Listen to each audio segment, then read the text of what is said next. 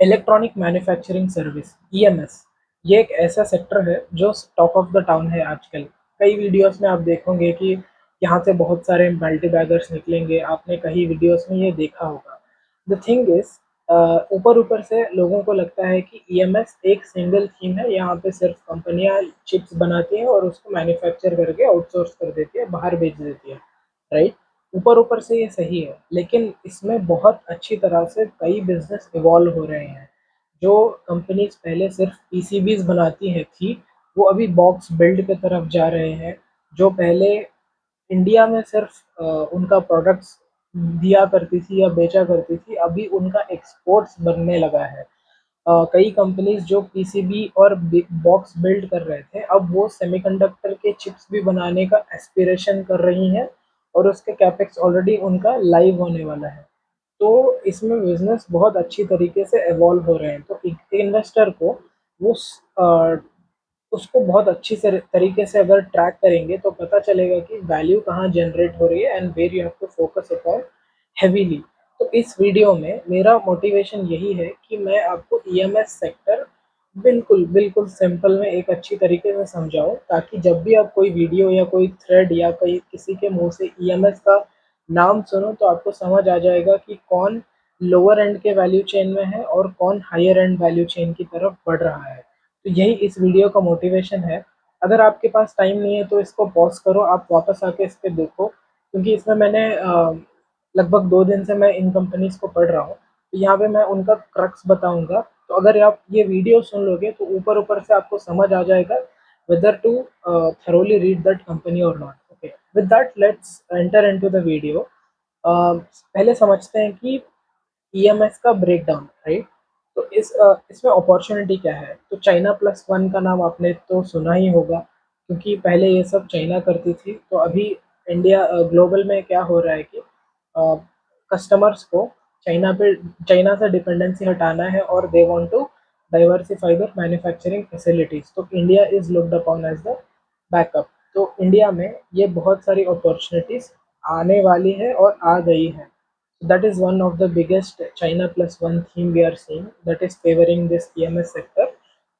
दूसरा है cost competitiveness, जो आपको ऑलरेडी पता है। तो ये ऊपर ऊपर से जो थीम्स है ये फेवर कर रहे हैं, राइट। अभी ईएमएस करता क्या है, ईएमएस में क्या होता है इलेक्ट्रॉनिक मैन्युफैक्चरिंग सर्विस में। तो आप देखोगे पूरे वर्ल्ड में, राइट, सप्लाई चेन का बहुत इम्पोर्टेंस है।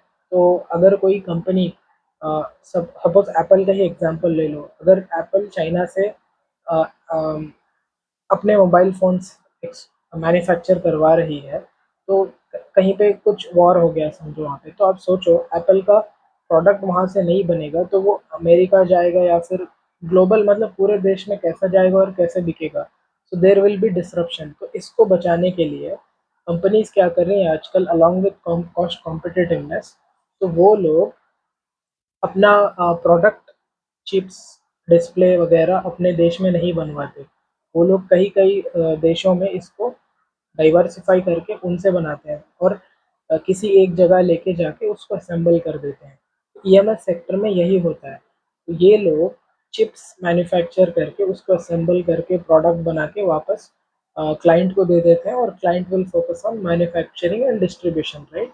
ईएमएस में ये है। अभी इसके वैल्यू चेन में मैं आपको बताता हूँ। पहले आता है पीसीबी, प्रिंटेड सर्किट बोर्ड।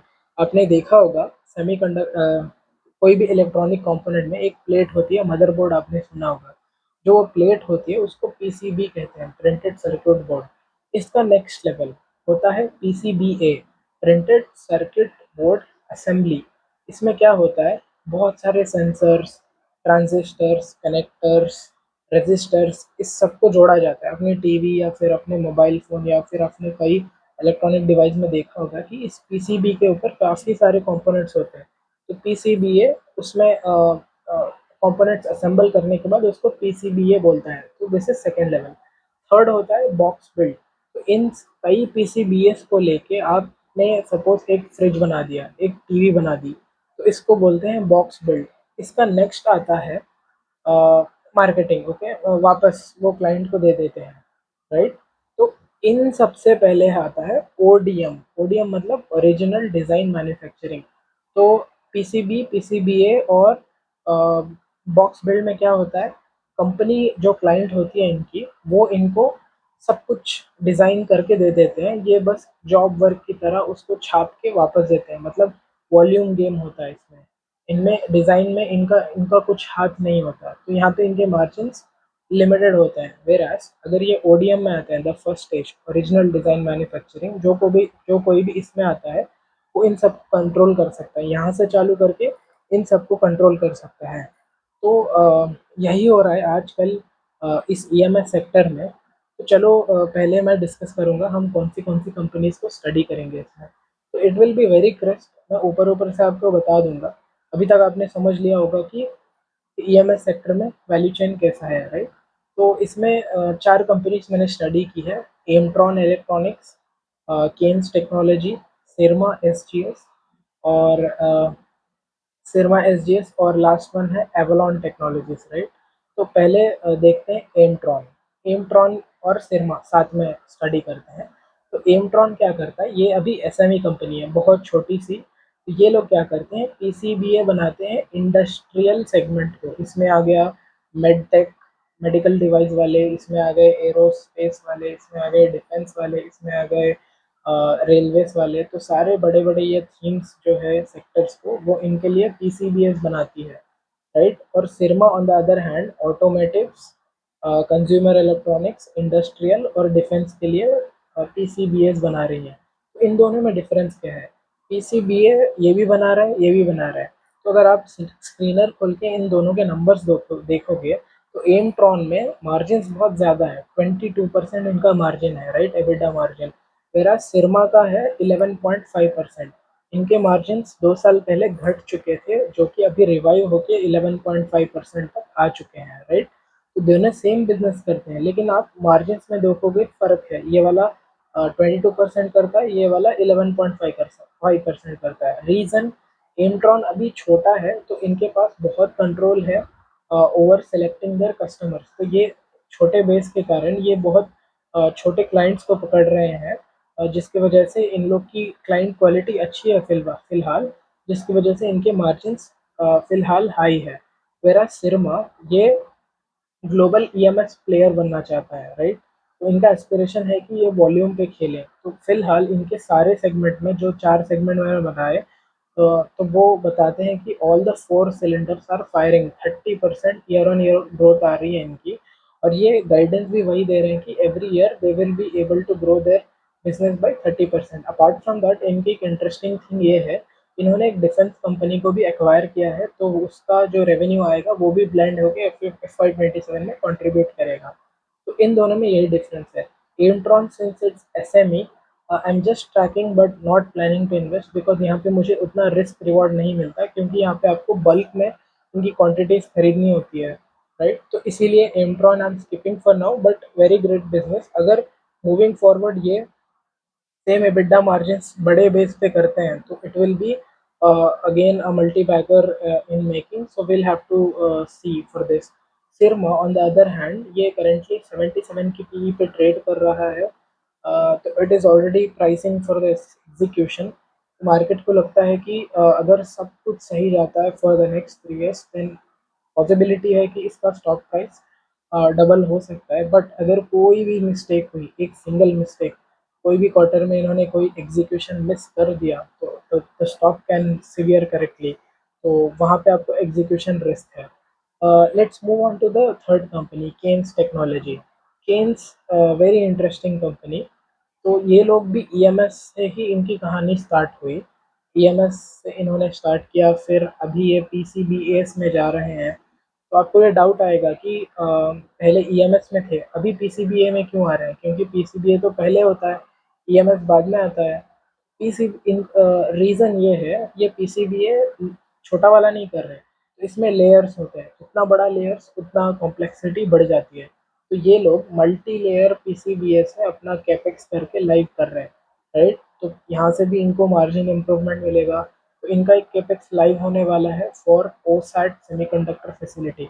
जैसे इलेक्ट्रॉनिक्स में ये सारे कंपनीज जो मैंने डिस्कस की, जैसे ये लोग इलेक्ट्रॉनिक्स के लिए पीसीबीए पीसीबी बॉक्स बिल्ड कर रहे हैं, वैसे ही केन्स क्या करता है, सेमीकंडक्टर को जो मतलब सेमीकंडक्टर रिलेटेड प्रोडक्ट है उनके भी चिप्स बनाने की इन्होंने वो फैसिलिटी चालू करने की तैयारी की है। अगर वो होता है तो this these guys will be integrated players, vertical integration इनका हो जाएगा। तो ये लोग पीसीबी भी बनाएंगे, पीसीबीए भी बनाएंगे, बॉक्स बिल्ड भी करेंगे और ओरिजिनल डिज़ाइन मैन्युफैक्चर भी करेंगे, तो इनका पूरा इंटीग्रेशन कंप्लीट हो जाता है। बट इसमें प्रॉब्लम क्या है, एग्जीक्यूशन प्रॉब्लम हो सकती है। So we'll have to see whether they will be able to successfully मतलब वो चालू कर पाएंगे उस साइड वाला facility in the next year. तो वो बताते हैं कि यहाँ से इनका 1500 करोड़ का रेवेन्यू होगा। तो दिस इज अबाउट केन्स जो वर्टिकल इंटीग्रेशन में बात करती है। The fourth one is Avalon, जो मैंने आपको बॉक्स बिल्ड बताया कि इनको पीसीबीएस मिल जाते हैं या फिर ये बना लेते हैं और उसको असेंबल करके ये पूरा प्रोडक्ट रेडी करके क्लाइंट को दे देते हैं। तो इनका यहाँ पे 54% रेवेन्यू बॉक्स बिल्ड से आ रहा है। तो आप इसके वैल्यू चेन में जैसे जैसे ऊपर जाओगे मार्जिन बढ़ते जाते हैं।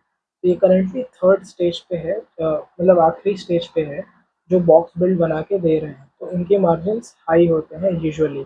ये भी 25 से 30% की ग्रोथ गाइड कर रहे हैं फॉर द नेक्स्ट ईयर। यहाँ पे एक इंटरेस्टिंग चीज़ ये है, इनके दो प्लांट्स हैं, one in India and another one in US. US में इन्होंने क्यों खोला कि यूएस में इनके काफ़ी सारे क्लाइंट्स हैं। तो इन्होंने सोचा कि अगर हमारे क्लाइंट्स वहाँ हैं तो will be closer to them. तो कहीं भी कुछ डिज़ाइन या फिर प्रॉब्लम आती है तो they will be able to sort out then and there, और उनको कस्टमर्स अट्रैक्ट करने में भी this facility can help a lot.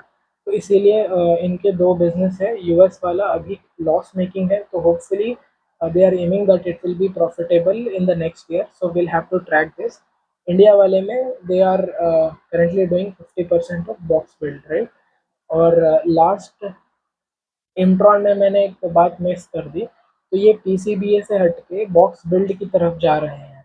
तो इनका पीसीबीए में मार्केट मतलब रेवेन्यू शेयर कम हो रहा है और पीसीबीए से हट के बॉक्स बिल्ड की तरफ इनका रेवेन्यू ज़्यादा हो रहा है। तो यहाँ पे भी इनको मार्जिन ऑपरेटिंग लेवरेज का चांस है, राइट। तो ऑल इन ऑल चार कंपनीज ये चीज़ कर रही हैं। एक एमट्रॉन बनना चाहता है niche PCBA box build manufacturer, Syrma बनना चाहता है global industrial EMS player, Kaynes बनना चाहता है vertical domestic integrated EMS player, और एवलॉन बनना चाहता है मतलब ब्लेंड ऑफ एवरीथिंग, ये स्टेबल खेल रहा है, राइट। लास्ट अगर आप मेरा वर्डिक्ट पूछोगे whether I am tracking any of this और I am interested in any of this, currently आप अगर देखो इन सारे कंपनीज की पीई रेशियो ट्रेड कर रहे हैं अबव 80 या 75 इश। तो मैंने इनका पेग रेशियो निकाल के देखा तो it's above 1.2, that's not bad.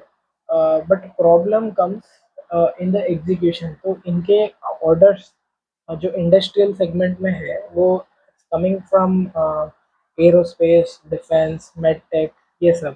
तो यहाँ से अगर कहीं भी एग्जीक्यूशन नहीं I for 1 or 2 quarters, so that PE ratio, the perception can derate very quickly। तो अगर दो आप 3 साल में इनका पैट डबल हो जाए, बट वो परसेप्शन अगर 70 से 35 भी आ गया तो रिटर्न्स कैन हाफ और उससे भी कम हो जाएगा। So I will look into this sector once there is meaningful correction in this particular segment। तो अगर वो वैल्यूएशन कंफर्ट आता है तो then I look specifically into Kaynes. अगर ये ओसेट वाला सक्सेसफुल हो जाता है तो that will be a great opportunity with good valuation. Then I move to Syrma. Syrma already अच्छा कर रहा है काफ़ी ग्लोबली। सिरमा में एक और चीज़ है ग्लोबली में, वो यूरोप की तरफ टारगेट कर रहे हैं। तो यूरोप में जो ट्रेड एग्रीमेंट हुआ था that is favouring them well. और वो बोल रहे हैं कि अगर जब ये लाइव होगा डील डील तो हो गया, जब ये लाइव होगा इन द मार्केट्स तो they will be good beneficiaries of that. तो that will be my second rank in terms of ranking। Third होगा एवलॉन और फोर होगा Emtron. So this is how I am looking into the value chain and the companies, right? With that, I'll stop here and we'll see you in the next video.